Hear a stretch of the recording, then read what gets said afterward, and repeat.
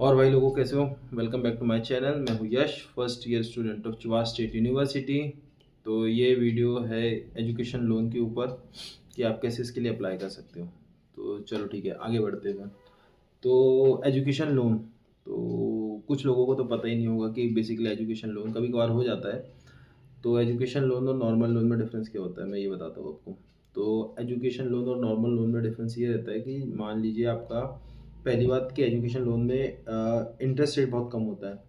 दूसरी ये कि आप उसमें मॉरेटोरियम पीरियड भी मिल जाता है। जैसे अपन नॉर्मल, आपके फादर मदर ने हो सकता है लोन लिया होगा, पर्सनल लोन या होम लोन, तो उसमें होता है ऐसा है कि आपको जैसे ही आपका मतलब लोन सैंक्शन होता है उसके अगले मंथ से आपकी ईएमआई कटना शुरू हो जाती है। बट एजुकेशन लोन में ऐसा नहीं है। एजुकेशन लोन में आपका कोर्स, मतलब अगर मान लो आप एमबीबीएस रशिया से कर रहे हो तो आपको 6 साल का कोर्स होता है। तो 6 साल के कोर्स प्लस 6 मंथ या 1 ईयर, डिपेंड करता है कौन से बैंक से आप लोन ले रहे हो। बैंक इतना समय आपको देती है, 6 महीने ऊपर से कोर्स के ऊपर, कि ताकि आपकी डिग्री होने के बाद आप किसी एक अच्छी मतलब हॉस्पिटल में वो कर लो, या फिर जो भी है, आपको 6 महीने देती है बैंक कि आप अच्छे से सेटल हो जाओ और आप लोन पे करने के लिए प्रॉपरली रेडी रहो। तो ऐसे बैंक आपको 6 महीने देती है, बट ऐसा पर्सनल लोन में नहीं होता है। तो ये है एजुकेशन लोन। तो इसमें अब एजुकेशन लोन में मैं बताता हूँ, दो प्रकार के होते हैं बेसिकली। एक होता है कोलेटरल और एक होता है विदाउट कोलेटरल, नॉन कोलेटरल। तो नॉन कोलेटरल के बारे में बताता हूँ पहले। तो नॉन कोलेटरल जो रहता है उसमें आपको किसी प्रॉपर्टी को गिरवी नहीं रखना पड़ता। विदाउट प्रॉपर्टी को मॉर्गेज किए आपको लोन का अमाउंट मिल जाता है, पर उसकी एक लिमिट है। मतलब हाँ, उसकी लिमिट है, वो जो है 7.5 लाख, बस इससे ज़्यादा नहीं। अगर इसके ज़्यादा आप 10,000 भी ज़्यादा ले रहे हो तो आपको प्रॉपर्टी को मॉर्गेज करवाना पड़ेगा। तो नॉन कोलेटरल लोन ले सकते हो आप, उसमें कोई ऐसा इशू नहीं आता है। और सेकंड होता है कोलेटरल। कोलेटरल मतलब आपको आपकी प्रॉपर्टी को बैंक को देना पड़ता है और बैंक उसके अगेंस्ट में आपको लोन देती है कि आपकी प्रॉपर्टी की वैल्यू जितनी है। मान लीजिए आपको 25 लाख चाहिए और आपकी प्रॉपर्टी की वैल्यू 40 लाख है, तो बैंक आपको दे देगी। बट अगर आपकी प्रॉपर्टी की वैल्यू 10-15 लाख और आपको 25 लाख चाहिए तो बैंक आपको उतना लोन नहीं देगी। तो ये कोलेटरल वाला लोन रहता है, ठीक है। अब बैंक बैंक आप कौन सी चूज़ करें, तो बैंक में जैसे बता दूं, आप नेशनलाइज बैंक तरफ जाइए क्योंकि वो रेट ऑफ इंटरेस्ट कम लगाती है। जैसे कि पंजाब नेशनल बैंक हो गई, एसबीआई हो गई। तो ये दोनों बैंक में आपको रेट ऑफ इंटरेस्ट नॉर्मल मिलेंगे। जैसे एसबीआई में एक बेनिफिट रहता है कि जैसे हम अब्रॉड के लिए जब हम लेते हैं तो उसमें ग्लोबल एडवांटेज स्कीम के थ्रू हम जाते हैं। तो उसमें बेनिफिट ये रहता है कि आपको 0.5% का कंसेशन अगर आप गर्ल स्टूडेंट है तो मिल जाएगा।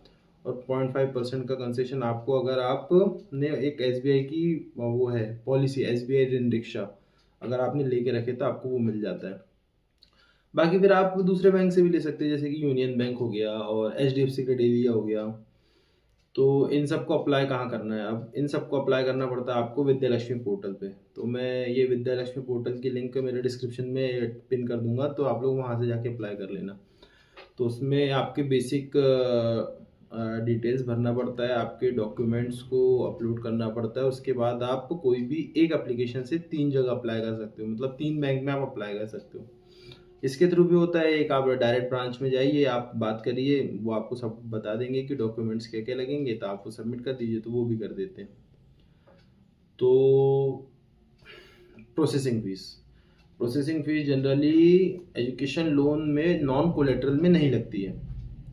अगर आप अप टू 7.5 लाख का लेते हैं तो आपको नॉन कोलेटरल में प्रोसेसिंग फीस नहीं लगती है। बट अगर आप लेते हो फिर कोलेटरल वाला लोन लेते हो तो फिर आपको उसमें पैसे लगते हैं अलग अलग।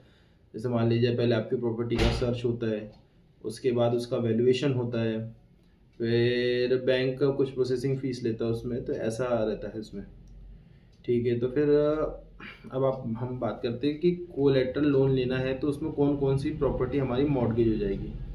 तो मॉर्गेज भाइयों, उसमें ऐसा रहता है कि आपका घर, रेसिडेंशियल बिल्डिंग, और अगर आपका कोई कमर्शियल है, जैसे आपकी कोई शॉप है या कोई कॉम्प्लेक्स है, तो वो हो सकता है। उसमें कोई खेत नहीं होता है, खेत मॉर्गेज नहीं होगा, प्लॉट मॉर्गेज नहीं होता है, ठीक है। अब इसमें हम बात करते हैं डॉक्यूमेंट के बारे में। तो डॉक्यूमेंट ये देखो, यहाँ तुम्हें दिख रहे होंगे शायद, यहाँ की यहाँ पता नहीं कहाँ तो भी दिख रहे होंगे।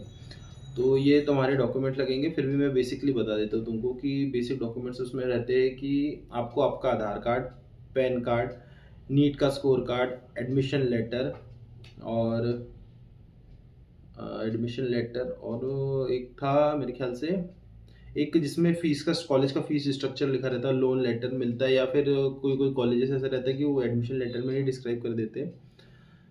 तो ये सब लगता है। फिर आपके फादर के डॉक्यूमेंट्स लगेंगे, या फिर आपका जो को गारंटर बन रहा है, जैसे कि अगर आपके फादर बन रहे हैं, मदर बन रहे हैं, आपके ब्लड रिलेशन में नाना नानी बन रहे हैं, दादा दादी बन रहे हैं, तो उनके डॉक्यूमेंट्स लगते हैं कि भाई उनकी इन मंथली इनकम कितनी है, आईटीआर फाइल करते हैं नहीं करते, तो उनमें लगता है आधार कार्ड, पैन कार्ड लग जाएगा उनका। अगर वो गवर्नमेंट टीचर है तो फॉर्म 16 करके एक होता है गवर्नमेंट टीचर्स का, वो आपके पेरेंट्स लोग समझ जाएंगे, आप उन्हें बोलेंगे तो। आईटीआर फाइल करते हैं तो आईटीआर लगेगा। और अब बस पेरेंट्स कितने लगते हैं, फिर आपके जो प्रॉपर्टी रहते हैं उसके डॉक्यूमेंट्स लगते हैं। तो जैसे अगर आप कोई रेसिडेंशियल बिल्डिंग अगर मॉर्गेज करवा रहे हैं तो उसमें आपको लग जाएगा रजिस्ट्री के डॉक्यूमेंट्स, डाइवर्शन ऑर्डर लग जाएगा, आपका जो मैप जो रहता है वो लोकल अथॉरिटी पास करती है इंजीनियर के थ्रू, और लोकल अथॉरिटी दोनों की सिग्नेचर होती है, वो लग जाएगा। एक 7/12 करके होता है, वो भी लग जाएगा। और मतलब उसको खसरा भी बोलते हैं शायद से, हाँ 7/12 या खसरा, वो ये ऐसे 4 डॉक्यूमेंट्स रहते हैं मेन। बाकी के आपके वो डॉक्यूमेंट्स तो इसके थ्रू आपको हो जाएगा।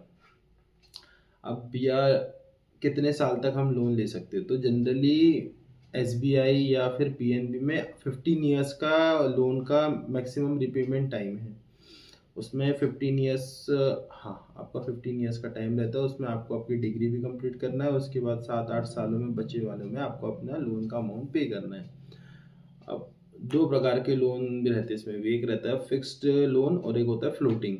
तो फिक्स्ड इंटरेस्ट जो रहता है वो मान लीजिए अगर आपने आज 10 लाख रुपए बैंक से लिया 10% पे, तो आपका मान लीजिए वो पड़ जाता है लगभग लगभग 1 लाख रुपए आपका साल का इंटरेस्ट। ठीक है, तो जब तक आपका लोन चलेगा ये इंटरेस्ट चेंज नहीं होगा इन एनी कंडीशन। आपको आखिरी में भी इंटरेस्ट उतना ही देना है जितना अभी आप दे रहे हैं।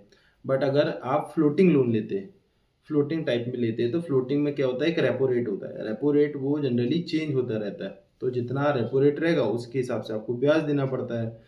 और जैसे जैसे आपका प्रिंसिपल अमाउंट कम होते जाता है तो वैसे वैसे आपका ब्याज का वो भी कम होते जाता है। बस फिर इतना ही है। अगर बाकी कुछ लगे तो आप लोग मुझे बता दीजिएगा, कमेंट सेक्शन में लिख दीजिएगा अगर आपकी कोई क्वेरी रही। और आप मेरा व्हाट्सअप नंबर में इसमें डिस्क्रिप्शन में डाल दूंगा, और मेरा टेलीग्राम चैनल भी है। तो अगर आपको कुछ भी पूछना रहा तो आप इन सब जगह पे अपडेट ऐड हो जाइए और आपको मेरी गाइडेंस मिल जाएगी। चलिए, थैंक यू।